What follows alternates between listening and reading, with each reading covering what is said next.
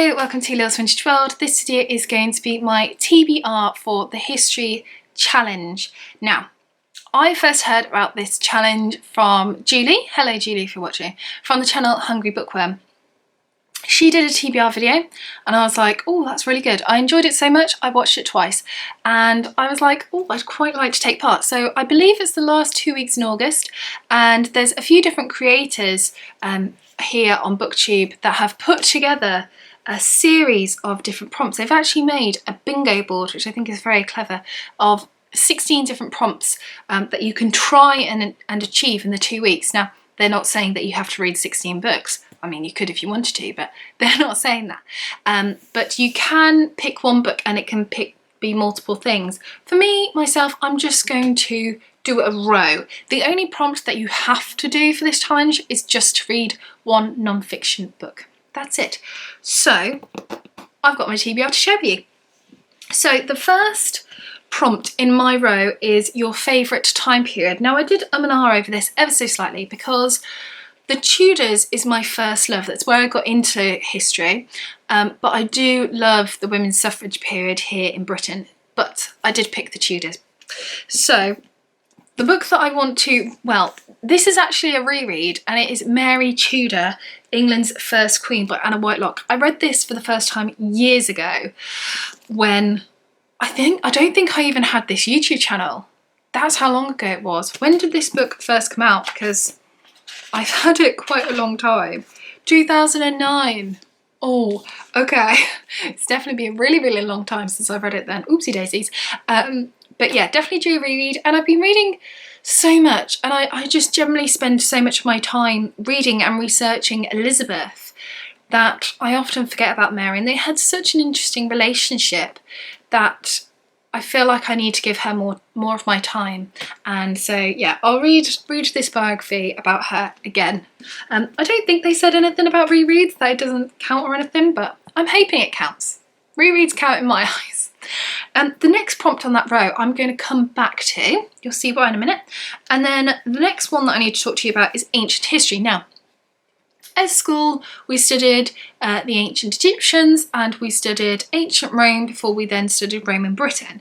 I haven't done anything on ancient history since, whoopsie daisies, but a little kind of pleasure of mine is to stick on a documentary on, say, ancient Egypt.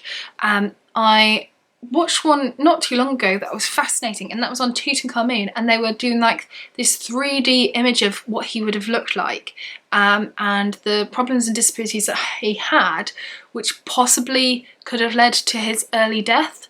But it was absolutely fascinating. But anyway, I want to learn more about ancient Egypt, ancient Rome, ancient Greece, and a book that I've had sat on my shelves to try and push me into doing that is this one. It's sat on there for years though. This is Cleopatra the Great, The Woman Behind the Legend by Joan Fletcher. So I got the book and I was like, yes, I'm going to start, doing my research into ancient Egypt, and this is as far as I got. I bought the book. I still have the receipt in there. Brilliant. So yeah, I think it's quite a long book, although there's probably lots of notes in there, but I think it's going to be really good because this is a historian that I've heard quite a bit about. If you've read it, let me know if it's any good. I'm a little bit nervous actually because it's a time period that I haven't read about before.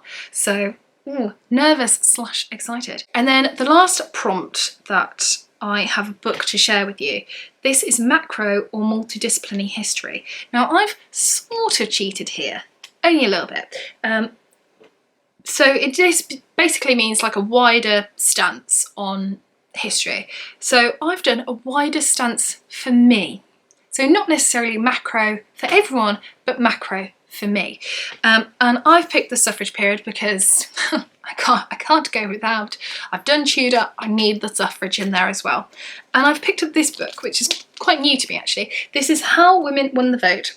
Alice Paul, Lucy Burns and Their Big Idea by Susan Campbell Bartoletti. I don't know. Now this is a children's book, but it does have lots of photographs in there as well. And this book seemed really interesting because it's about these two women, Alice Paul and Lucy Burns, who both meet in London, but then they find out that they're both American, and they're both part of the women's suffrage movement in Britain, and then they go to America and implement it there, something like that. They get involved in the women's suffrage movement in England and in America.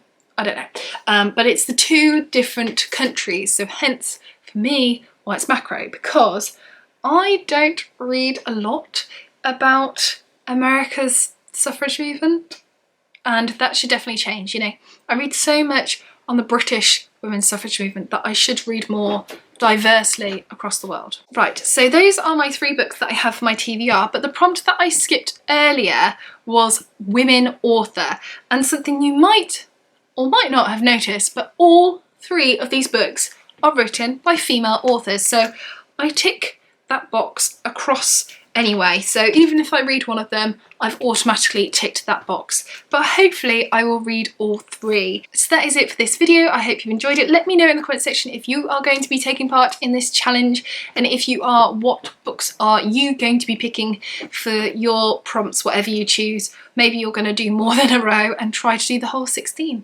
Anyway, that is it for this video. If you enjoyed it, give it a big thumbs up, and I shall see you soon for the next one. Bye for now.